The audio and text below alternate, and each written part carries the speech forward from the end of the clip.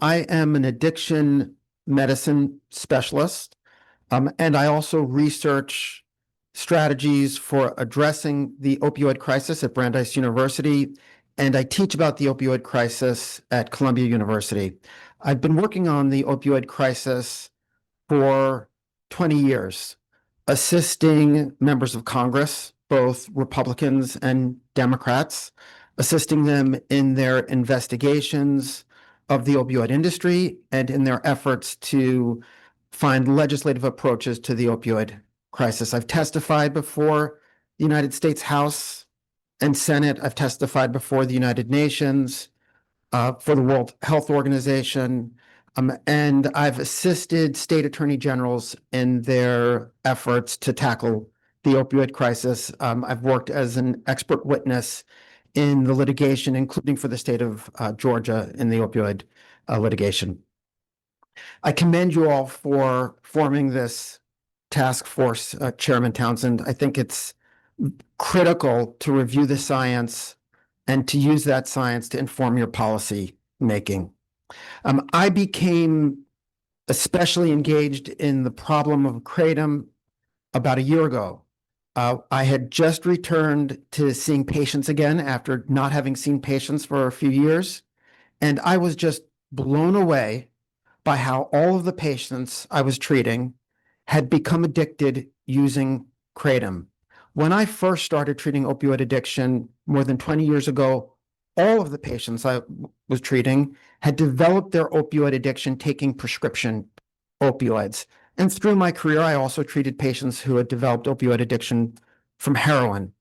But today, the patients that I'm treating, all of them who've become recently addicted in the past 5 or 6 years, it's Kratom that caused their addiction. I've also been treating patients who were in remission from their addiction to heroin or prescription opioids and have relapsed using Kratom.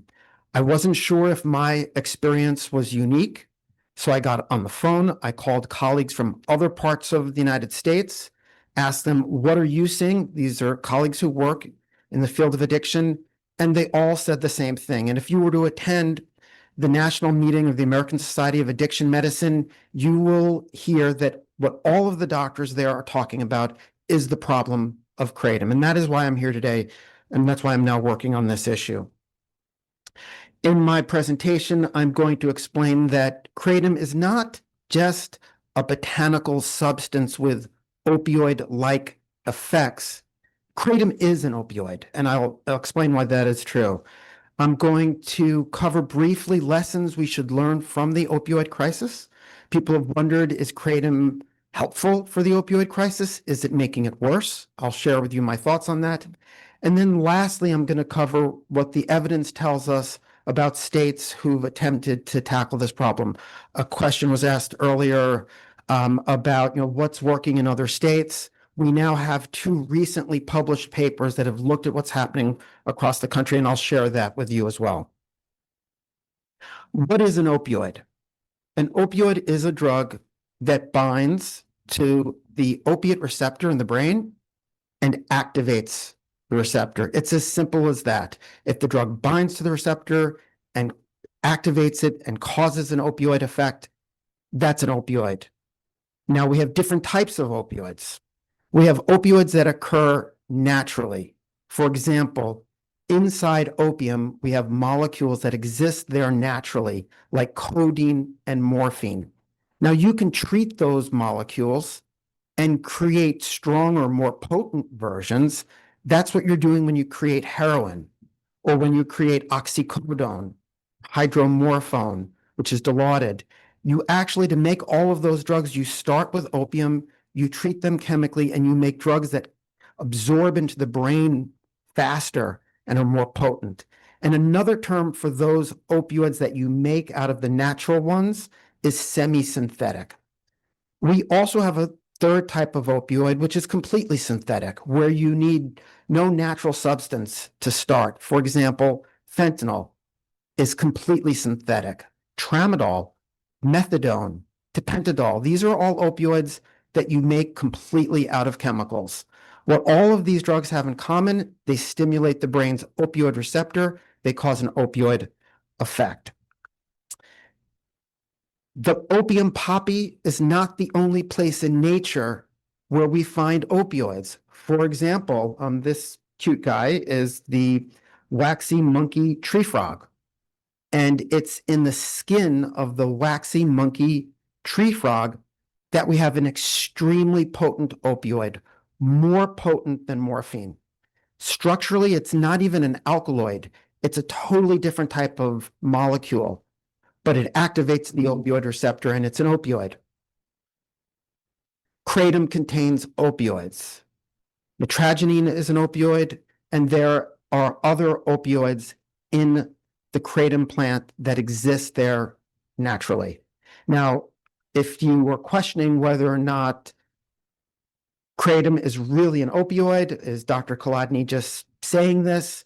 We have a textbook on the subject. One of the leading textbooks in the field of kratom, a pharmacology textbook. It's right there in the title: Kratom and Other Mitragynines, the Chemistry and Pharmacology of Opioids from a Non-Opium Source. This is the leading textbook on kratom. This is also a statement that the FDA has made perfectly clear. Several years ago, the FDA did a study to look at which receptors in the brain kratom molecules interact with, and then they made a press statement. They announced compounds in kratom make it so it isn't just a plant, it's an opioid. Once we understand that kratom is an opioid, much of what you've been hearing about, much of what we're experiencing nationally with kratom becomes a lot more clear. For example, doctors across the United States are treating patients addicted to kratom with the same medicine that we use for treating addiction to heroin or oxycodone or fentanyl. We are using buprenorphine, which is also called Suboxone. And doctors across the country are finding that they have no choice but to use Suboxone for treating kratom use disorder. Not every patient addicted to kratom is going to need Suboxone. I think there are some patients who can recover without it, but increasingly doctors are relying on Suboxone to treat this condition. Understanding that kratom is an opioid also helps explain why in neonatal intensive care units across the country, they're treating an increasing number of infants who are born opioid dependent because during pregnancy, their mothers used kratom. These are, now, if you're unfamiliar with neonatal abstinence syndrome, it's also called neonatal opioid withdrawal syndrome. These are infants who are born with excruciating discomfort. They have a very distinctive cry. They often require tapering treatment with opioids at the beginning of life. And often they wind up stuck in the hospital for weeks, sometimes even longer. I just spoke last week with a nurse in Des Moines, Iowa, who has treated now several patients, several infants for neonatal opioid withdrawal syndrome whose mothers had been using kratom. We heard earlier, we've heard mitragynine, mitragynine. I think both are fair to use. We've heard it described as a weak opioid, and that's true. But what does it mean when we talk about a weak opioid versus a strong opioid? I think we've heard 7-hydroxymitragynine referred to as a strong opioid. What that really means is if it's a weak opioid, you need to take more of it to achieve the same effect. A weak opioid is not necessarily safer. Certainly, a very strong opioid can be dangerous if it's fentanyl being mixed into something. If you put a little too much in, you can have an overdose very easily. But the fact that it's a weak opioid certainly does not make it less addictive. Opioids vary in different ways. Some opioids have a very long-acting effect, like methadone. Some opioids have a shorter effect, like fentanyl. They're different in different ways. But when we look at opioids, we really should understand that we have many different types some are weak, some are strong, and that they all generally produce very similar effects. We've heard it mentioned today, I think it was Dr. Stack who mentioned that when somebody consumes kratom, that the nitrogenine is converted in our body into 7-hydroxy. And we now understand that, or it seems increasingly clear, that the opioid effects that people experience when they take kratom is due to the conversion in our liver to 7-hydroxymetragenine. And this is important too. If you look at the top of the slide, I have the word human liver.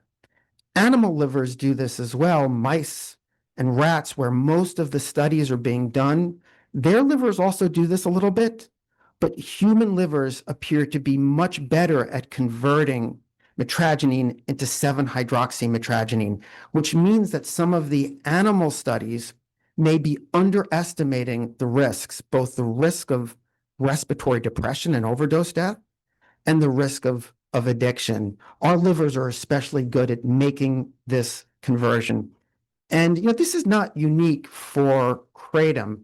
When somebody takes codeine, that's also an example of a drug where our liver converts it into a more potent opioid, morphine. So this is common with other types of opioids. Dr. Kolodny, I may have to speed you up, and Okay. if we have to bring you back again, we will. But if you can kind of. Sure. Thank you. I just scheduled a lot. I apologize. Sure. So why do people take opioids? People take opioids because when you take an opioid, it produces very positive effects. There's a sense of well-being. People feel good when they take an opioid. It can relieve pain. It certainly relieves anxiety. And this is the reason why people take opioids. And these are all very positive effects. And you may wonder, why don't we all take opioids more often if they feel so great when you take them? It's because opioids have the problem of tolerance, dependence, and addiction. When you take an opioid every day, very quickly, you develop tolerance, meaning you'll need higher and higher doses to get the same effect. And as the doses get higher, it becomes more dangerous. When you take opioids every day, you rapidly develop dependence, meaning you'll feel sick when you try and stop taking them. As you heard earlier, the withdrawal from opioids from kratom is no different than the withdrawal from heroin and other opioids. And of course, opioids are highly addictive. An addiction is a life-threatening, life-altering condition that can happen easily if you're taking a highly addictive drug on a daily basis. The effects when you go into opioid withdrawal are essentially the opposite of the effects that you feel when you take an opioid, including a sense of impending doom. And it's important to understand that we think about when people get dope sick, is what's going to happen if, say, they go a day without taking an opioid and they get very sick. But it's important to understand that the withdrawal effects happen on a continuum. When someone who's a kratom user wakes up in the morning, they're already in a little bit of withdrawal. And when they take their morning kratom, they're going to feel much better. And that's certainly going to reinforce the notion that kratom is helping them. But when in reality, what the kratom is doing is relieving the withdrawal effects of the previous dose wearing off. Opioids are highly addictive, as I mentioned. I want to just quickly begin to wrap up by talking about the opioid crisis. And, these are different headlines that have appeared in newspapers to describe the opioid crisis. These are the different health and social problems, record high overdose deaths, babies born opioid dependent, fentanyl flooding into non-urban areas. How should we really understand the opioid crisis? We should understand it as an epidemic of opioid addiction. That's what's fueling the problem. And you can see the epidemic happening over time. This is people across the country seeking treatment for addiction to prescription opioids. The states with the highest rate are red or maroon. You can see what happened over time. We saw this dramatic increase in people addicted to prescription opioids seeking treatment. This is an epidemic of opioid use disorder. This is really what the opioid crisis is. And what caused the North American opioid crisis? Why did the United States wind up with an epidemic of opioid addiction? The answer to that question is on this slide, and it's very relevant to our discussion today. On this slide, the green line represents consumption in the United States of prescription opioids. And you could see the soaring increase in people consuming prescription opioids. And you see, along with that increase, a parallel increase in rates of addiction and overdose deaths. What fueled this problem was too many prescription opioids. I believe that this is exactly what's happening with Kratom today. As Kratom consumption has increased in the United States, people are getting addicted to Kratom in greater numbers, and the deaths are going up rapidly. And just something that has to be cleared up. Earlier today, the number of deaths from Kratom was mentioned as 233. That is incorrect. That number comes not from the CDC, but it comes from a paper published by the CDC on calls to poison control centers that involved a death. The CDC has data telling us that from 2020 to 2024, 5,200 Americans have suffered Kratom-involved overdose deaths. 5,200, not 233. I want you to understand that not only is, I believe this is what's happening with Kratom today, but I want you to know that the Kratom industry is doing exactly what the prescription opioid industry did. As these lines were going up, the prescription opioid industry, Purdue Pharma, the maker of OxyContin, they were paying scientists, doctors, former FDA officials to try and confuse this situation, to try and sow doubt.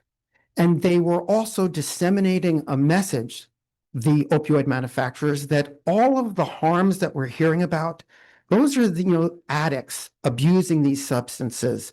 That's the irresponsible user. The Kratom industry is making the same argument that Kratom is not addictive, that it's a safe substance, that the people getting into trouble were already addicts. That is false, and that is not what I'm seeing in my practice, and it's not what other doctors are seeing. I want to just quickly skip here to my last couple of slides. It was asked earlier, what's happening in other states? And so we now have two studies that were recently published. Different researchers really came up with very similar ways of looking at this problem because we have sort of a natural experiment in the United States. We have some states that have completely unregulated Kratom. We have some states like Georgia with regulated Kratom and KCPA style regulations. And we have states that have complete bans. And what these researchers did was to compare these different states. The first paper looked at hospitalizations and severe events in these different states. And what they found was that in states that were regulating Kratom, they were doing no better than states with completely unregulated Kratom, that only the states with a ban on Kratom had substantially fewer severe events involving Kratom. That was the first paper. The second paper did pretty much the exact same thing, but they looked at the deaths. Those 5,200 deaths that I just mentioned from 2020 to 2024, and they found the exact same thing, that the states that had attempted to regulate Kratom were doing no better than the unregulated states. Only states with bans had substantially fewer deaths. We talked a little bit about this earlier. The FDA is to this day making it clear that their concern is not just 7-hydroxymetragenine, that their concern is also regular Kratom products. And this is on their website right now. They're warning people not to use Kratom. So I am going to conclude here. Kratom contains opioids. The opioid crisis teaches us that as you overexpose the population to opioids, as you make opioids more easily available, millions will get addicted. And the evidence tells us that the approaches that are working in other states are bans. And just one final point, people have wondered, could banning Kratom make the fentanyl problem worse? That was discussed earlier this morning. We now have evidence to answer that question as well. We have states that have banned Kratom, and we're not seeing an increase in fentanyl deaths. In fact, the state in the country which has had the most dramatic drop in fentanyl deaths is a state with a ban on kratom. That's the state of Vermont, and we're seeing similar effects in other states. Thank you. No, thank you. Thank you very much. And right now, we don't have any questions, but feel free to send us more materials and very enlightening about the recent research. Thank you. And one of the things